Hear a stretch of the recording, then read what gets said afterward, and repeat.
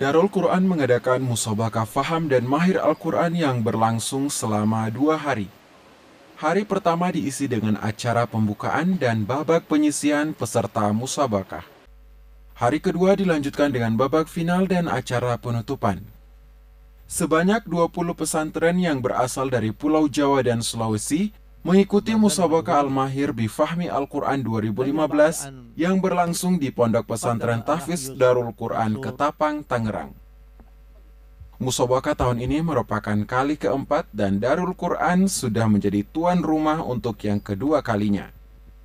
Kegiatan tahunan Hayya Al-Alamiyah li Tahfizil Quran atau Lembaga Internasional Tahfiz Quran ini bertujuan untuk meningkatkan pemahaman santri tahfiz akan makna Al-Quran.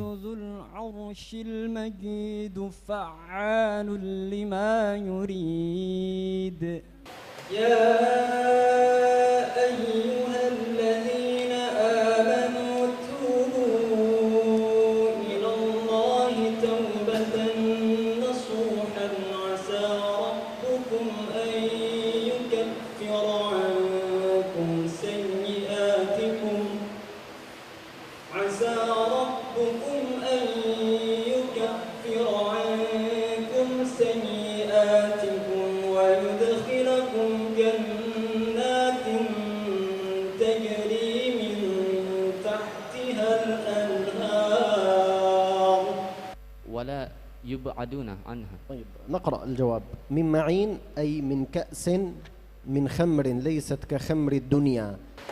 أعوذ بالله من الشيطان الرجيم. بسم الله الرحمن الرحيم.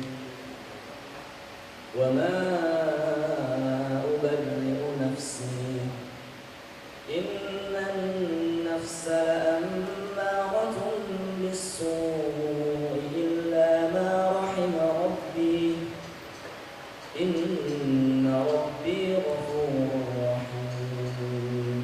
جزاك الله خيرا. Panitia juga memberikan hadiah kepada penonton yang ikut menyaksikan berlangsungnya musabaqah dengan syarat dapat menjawab pertanyaan dengan benar. أعوذ بالله من الشيطان الرجيم إن هذا القرآن يهدي للتي هي أقوم ويبشر المؤمنين الذين يعملون الصالحات أن. Ustadz Yusuf Mansur dalam sambutannya mengatakan, kegiatan seperti ini bukanlah tujuan akhir para santri tahfiz Quran. Ini hanya sebagai ajang silaturahmi sekaligus memotivasi diri untuk lebih baik lagi. Ini harus diperhatikan. Bikin buku. Karena Anda memahami dan belajar Al-Quran bukan buat musabaqah, tapi buat dakwah. Nah, salah satu dakwah itu adalah dengan tulisan. Dan ini juga menjadi wujud eksistensi keberadaan Anda sebagai ahlul Quran. Sebagaimana Al-Quran sudah mencontohkan kan, dengan Al-Quran itu ditulis dan dibaca. Karena itu Anda juga harus menulis dan membaca. Peserta musabaqah berasal dari berbagai pesantren di Indonesia. Panitia musabaqah menyediakan hadiah umroh bagi juara pertama.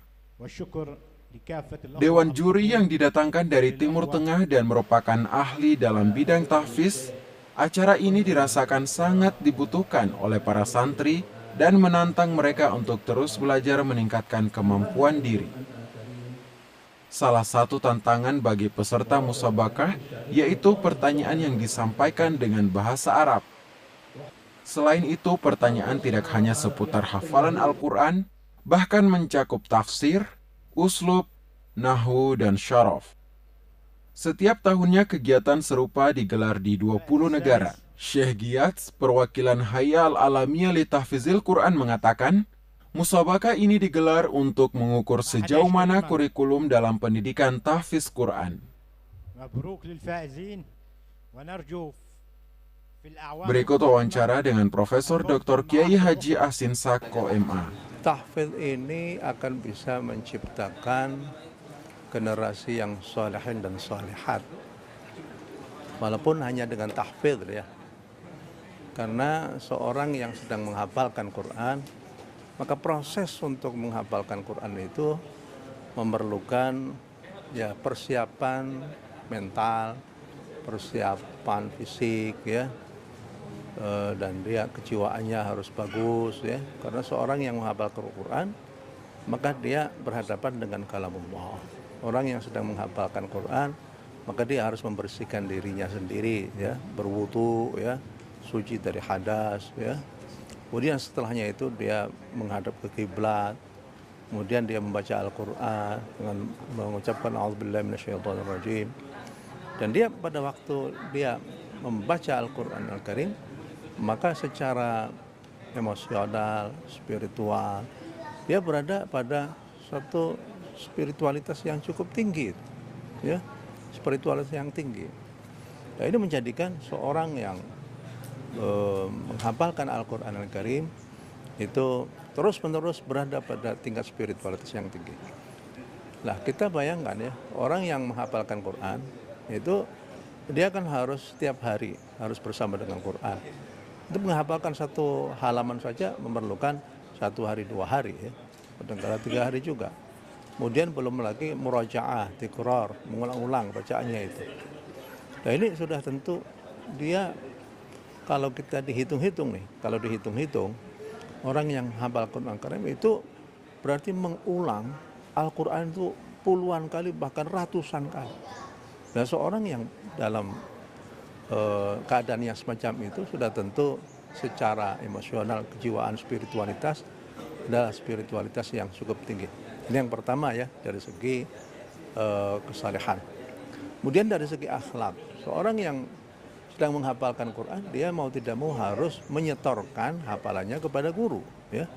Pada saat dia menyetorkan hafalannya kepada guru, maka dia itu mau tidak mau harus bertata krama dengan gurunya sendiri. Kan diajarkan bagaimana bertata krama dengan guru ya, datang salam, terus musafahah, salaman, cium tangannya, dan dia harus berada pada situasi akhlak yang demikian bagus. Bayangkan kalau seandainya tiap hari dia itu berada dalam satu lingkungan Qur'ani, lingkungan yang penuh dengan nilai spiritual, lingkungan yang penuh dengan nilai akhlak, maka ini lama-kelamaan itu akan menjadi karakteristik bangsa. Nah, ini modal yang paling utama di dalam membangun bangsa. Kemudian orang yang menghafalkan Quran itu mau tidak mau otaknya itu berjalan. Otaknya diisi dengan ayat-ayat Quran yang penuh dengan nilai-nilai ya Qur'ani. Nah, ini otak ini kalau semakin digolang, semakin dipakai, maka lama-kelamaan sel-sel yang ada di dalam otaknya itu akan semakin kuat, akan semakin teratur.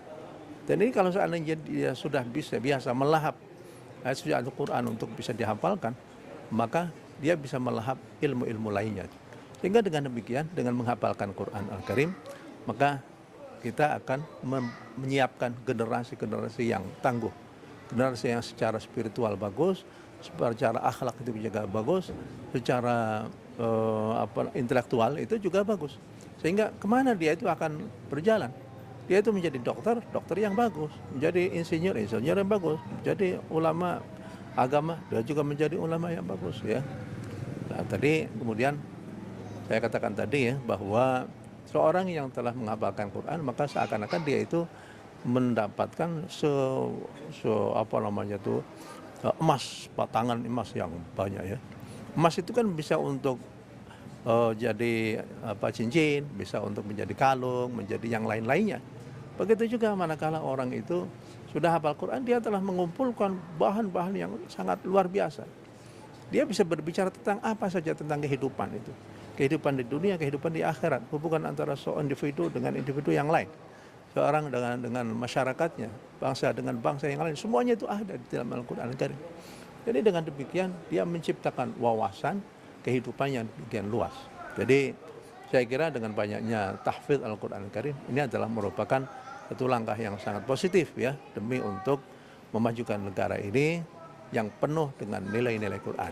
Berikut wawancara dengan Ketua Umum Darul Quran Kiai Haji Yusuf Mansur. Untuk kedepannya kira-kira Harapan saya pesertanya itu dari 100 pesantren. Sekarang ini pesertanya dari itu aja. Kenapa? Karena emang ini lomba ini, musabaqah ini termasuk yang sulit. Saya akui, untuk ukuran saya kayaknya nggak bakal lolos dari sejak penyisihan. Jadi peserta ini luar biasa. Ini sulit, melingkupi uslub, nahu, sorof. Masya Allah, soalukum Masya Allah. Ada lugah, min uslubin. Masya Allah. Jadi laysat faqat anil fiqh wa anil tafsir, anil hifz. Lakin Masya Allah. Lugah aidan. Muzakkar mana? Salim wal muannats salim. Masya Allah. Jadi saya berharap pesantren-pesantren menyiapkan dirinya di tahun-tahun yang akan datang supaya pesertanya itu tidak cuma datang dari Iskarima, Ibnu Abbas, kemudian Wahda, ya 20 ma'ahid. Ana arju sana muqbilah insyaallah akthar min 50 لا أكثر من 100 إن شاء الله إن شاء الله من الرابطة نحن سنجهز إن شاء الله إن شاء الله lebih dari 2 menit. Oke. Terima kasih banyak buat Waisal TV, buat Umat TV, buat semua yang sudah membantu buat Republika, buat semua yang sudah membantu. Mudah-mudahan TV-nya menjadi TV yang besar dunia akhirat. Ya, makasih banyak. Berikut wawancara dengan perwakilan organisasi Tahfiz Internasional dari Arab Saudi, Syekh Giyats Abdul Baqi. حياكم الله جميعا. مسابقة الماهر بفهم القرآن الكريم، هذه المسابقة تتبع الهيئة العالمية لتحفيظ القرآن الكريم في جدة المملكة العربية السعودية، وهذه هي الدورة الرابعة التي تقام في دولة إندونيسيا. في كل عام إن شاء الله تعالى تقام هذه الدورة وهذه المسابقة، والغاية من هذه المسابقة أن يقوم أخواننا أهل القرآن الكريم وحفاظ القرآن الكريم بالتدبر معاني القرآن الكريم وفهم آيات القرآن الكريم وفهم آيات الأحكام وفهم الإسلام، لأنه القرآن الكريم هو كلام ربنا عز وجل وهو الأوامر والنواهي. فإذا فهم الإنسان المسلم ما جاء في القرآن الكريم يقوم بتنفيذ هذا الأوامر وهذه الأوامر ويصبح إن شاء الله مسلم حقيقي. هذه المسابقة أيها الأخوة هي تقام كل عام كما قلنا، ويشارك بها معاهد عديدة من كافة أنحاء إندونيسيا، ونريد إن شاء الله في العام القادم إقامتها كذلك إن شاء الله تعالى.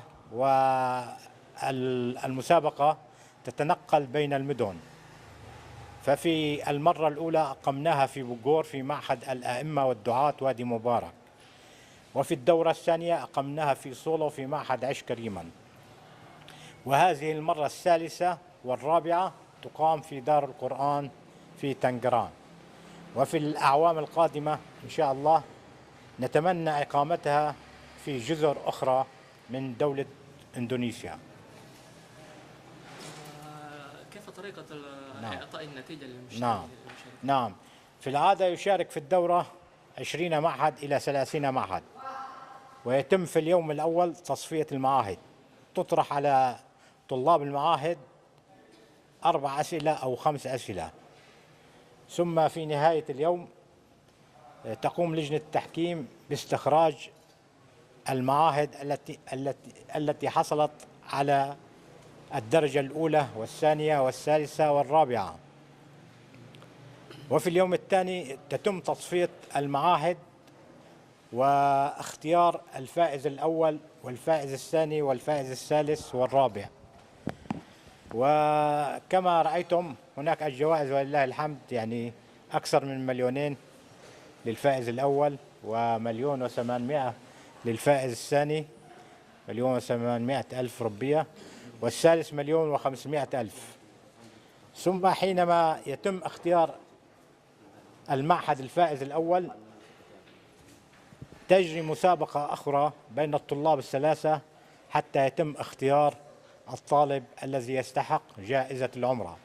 وجائزة العمرة هي هدية من الهيئة العالمية لتحفيظ القرآن الكريم،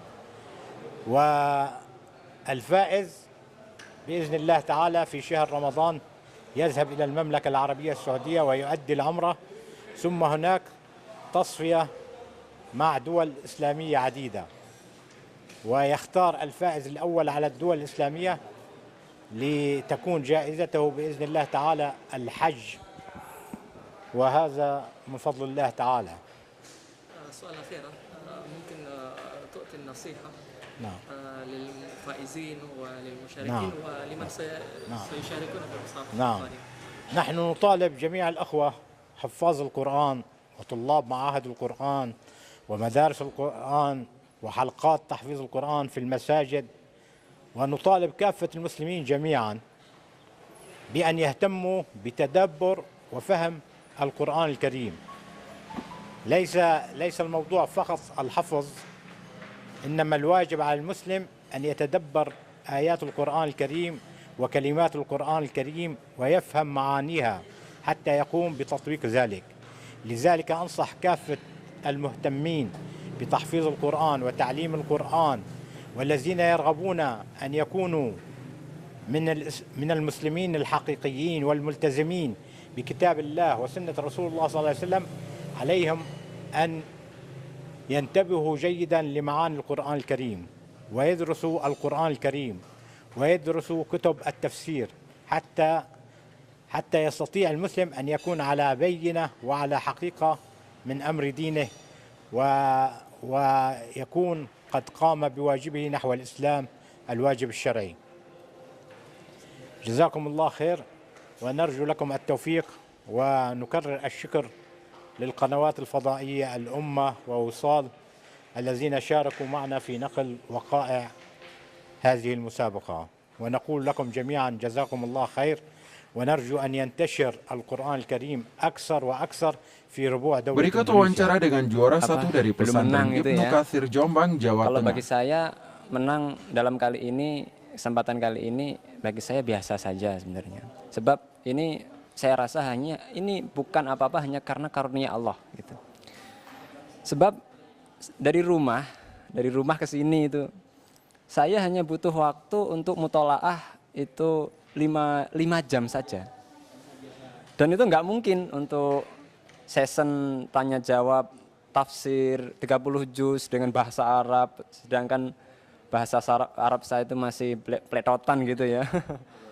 Ya, ini nggak mungkin ini. Jadi sehingga apa yang saya ambil, apa yang saya pastikan yaitu adalah Allah. Jadi yang saya harapkan hanya Allah.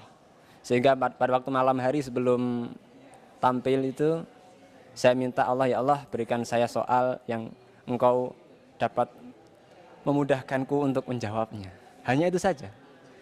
Sehingga kemenangan seperti ini, juara 1 mendapatkan umroh gitu, seakan-akan apa ya, wow gitu ya menurut. Tapi bagi saya ya biasa, dan saya cuma bersyukur pada Allah aja gitu aja. Tapi memang apa ya, memang kalau dilihat dari segi zahir memang luar biasa gitu ya. Sebab di Al-Quran itu nggak boleh kalau orang itu membanggakan hadiahnya, membanggakan kemenangannya kan gitu. Kita di situ. Ya, terima. Ini kan setelah jadi juara 1 ini yang berangkat umroh, ini kan ada yang saya dengar isu-isunya kan akan ditanding kembali di luar. Iya. Nah, kira-kira apa sih persiapan-persiapan yang akan dilakukan gitu? Iya.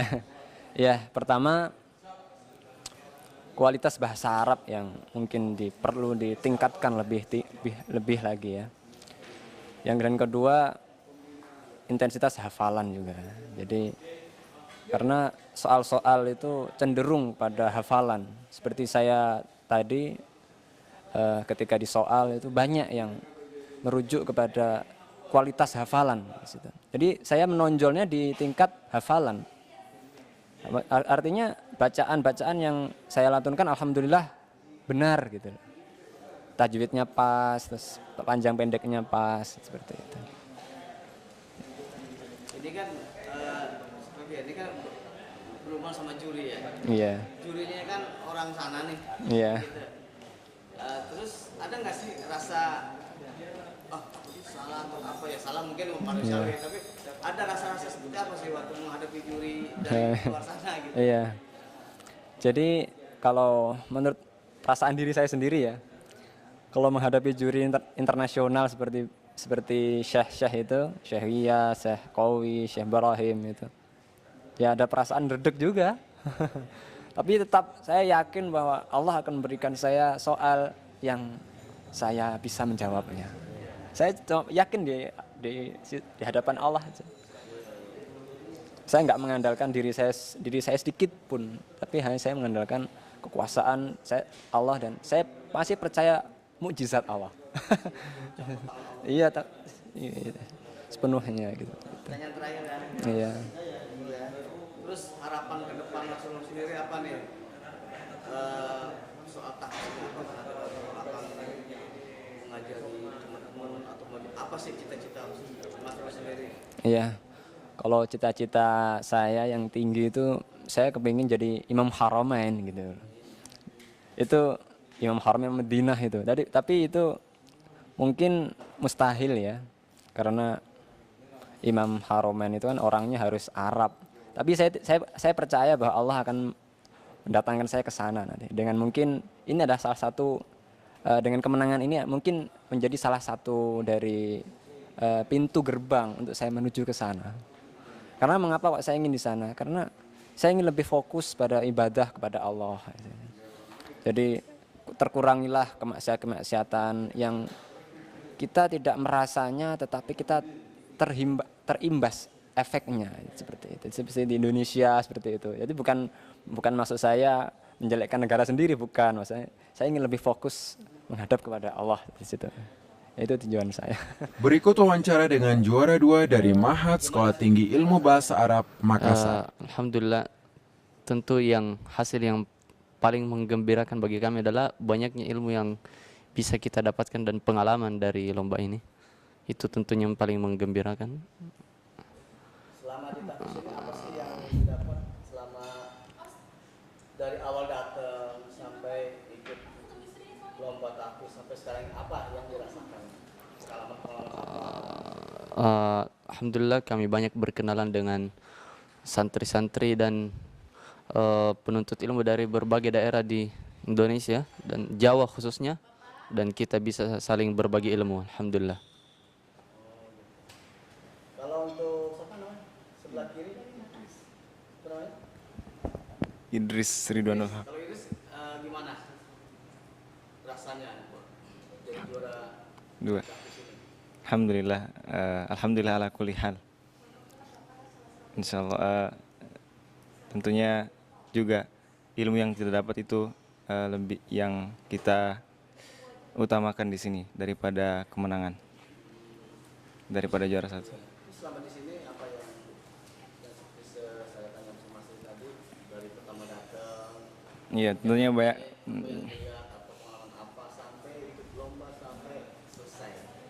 Banyak pengalaman, terutama bertemu dengan para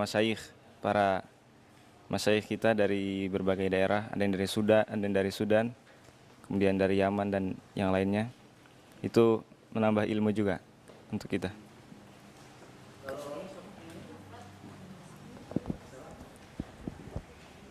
Tasim. Tasim, diceritakan dong kesan-kesannya selama di tahfiz ini. Ya, alhamdulillah. Tentu yang pertama adalah semua merupakan anugerah dan berkah dari Allah Subhanahu wa taala yang telah dicurahkan kepada kita sehingga kita bisa menikmati segala sesuatunya di sini dengan terus adapun pengalaman, kami mendapat banyak pengalaman di sini, terutama tentang masalah ilmu Al-Quran dan ilmu makna-makna Al-Quran, dan juga pengalaman bertemu dengan banyak santri dari ma'had lain dan juga bertemu dengan para syekh-syekh dari berbagai negara. Harapan ke depan kami mudah-mudahan bisa terus ikut pada lomba ini dan terus berprestasi. Mudah-mudahan tahun depan bisa lebih baik lagi dari tahun sekarang. Oke, asli nih sekali lagi ya. Gimana sih ini kamu artinya pemuda-pemuda tahfiz Quran ini apa harapan kamu juga soal hafal Quran atau gimana hendaknya supaya pemuda bisa juga pemuda terutama hafal Al-Quran gitu. Iya, yang perlu diperhatikan oleh para pemuda adalah hendaknya mereka menghabiskan masa muda mereka dalam ketakwaan, dan salah satu jalan ketakwaan itu bisa ditempuh dengan mempelajari Al-Quran. Dan tentunya kepada para penghafal Al-Quran, hendaknya mereka juga memahami Al-Quran itu dan mereka tentu mengamalkan dan mendakwahkannya kepada orang lain.